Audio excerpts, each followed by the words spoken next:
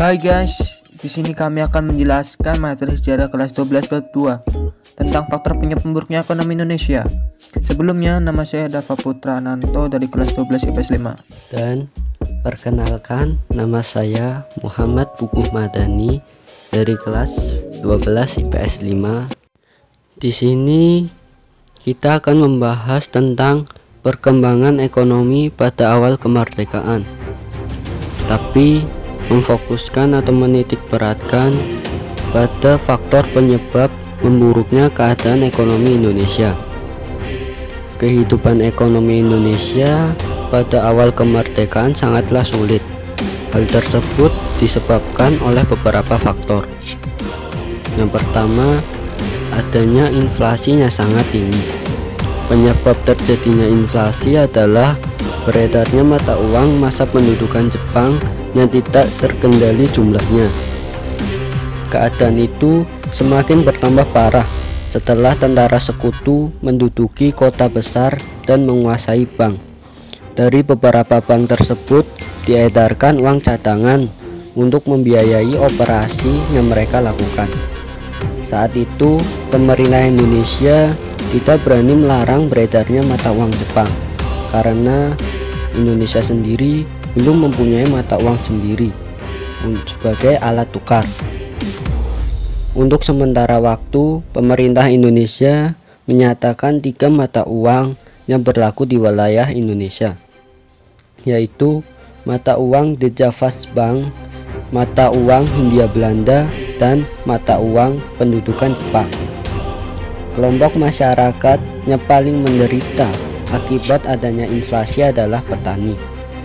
Hal tersebut disebabkan karena pendudukan Jepang, petani adalah produsen yang paling banyak menyimpan mata uang Jepang. Panglima Avney yang baru, Letnan Jenderal Sir Montagu Stamford, pada tanggal 6 Maret 1946 mengumumkan berlakunya uang nica di daerah yang diduduki sekutu dengan maksud sebagai pengganti uang Jepang yang merosot nilainya. Tindakan sekutu tersebut mendapat kritikan dari pemerintah Indonesia karena sekutu telah melanggar perjanjian, yaitu selama belum ada penyelesaian politik mengenai status Indonesia, tidak akan ada mata uang baru. Oleh karena itu, pemerintah Indonesia pada bulan Oktober tahun 1946 juga mengeluarkan uang kertas baru, yaitu Ori atau uang Republik Indonesia, sebagai pengganti uang Jepang dengan Undang-Undang Nomor 19 tahun 1946 tanggal 25 Oktober 1946 diatur dasar penukaran uang rupiah Jepang yang berlaku di Indonesia sebagai berikut. Yang pertama, 5 rupiah uang Jepang disamakan dengan 1 rupiah Ori. Yang kedua, di luar Jawa dan Madura, 100 rupiah uang Jepang sama dengan 1 rupiah Ori.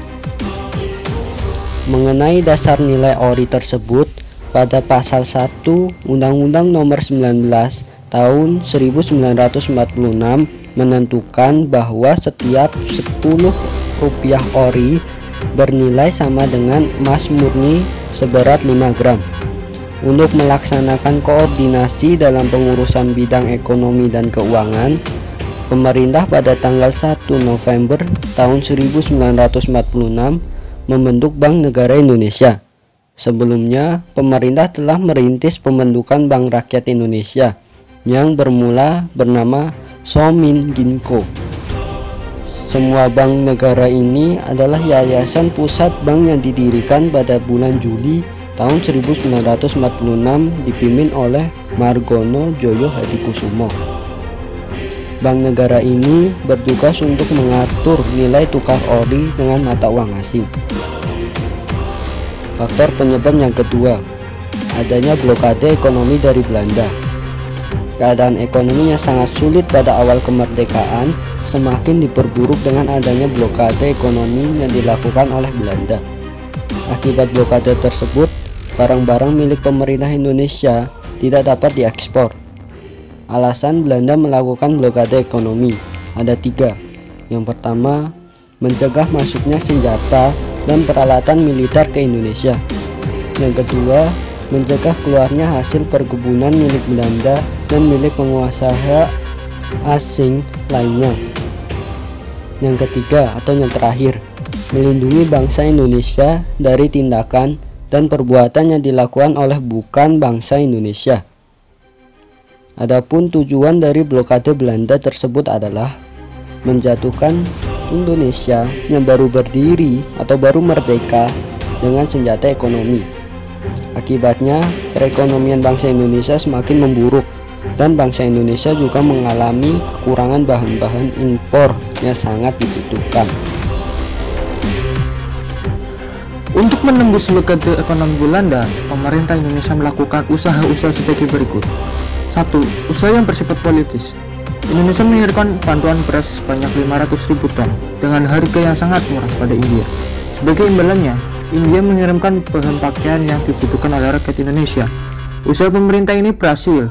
India menjadi negara Asia pertama yang paling aktif membantu Indonesia dalam perjuangan diplomatik di forum internasional. Kedua, usaha yang bersifat ekonomis. Pemerintah Indonesia mengadakan hubungan langsung dengan luar negeri.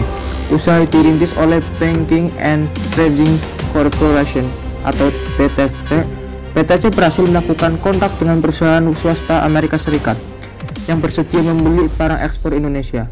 Pemerintah Indonesia juga membentuk perwakilan resmi di Singapura yang diberi nama Indonesia Office atau INDOF.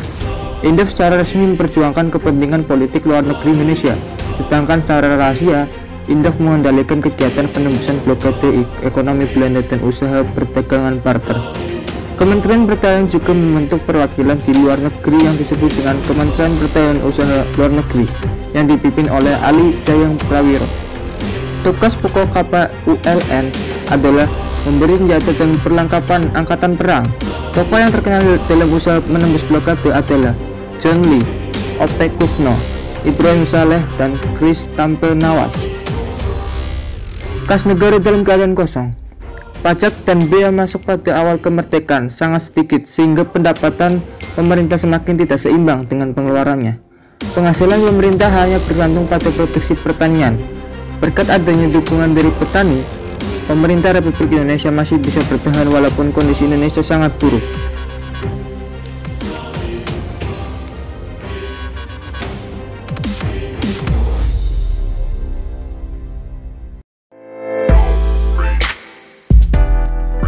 Nah, itu saja yang dapat kami sampaikan.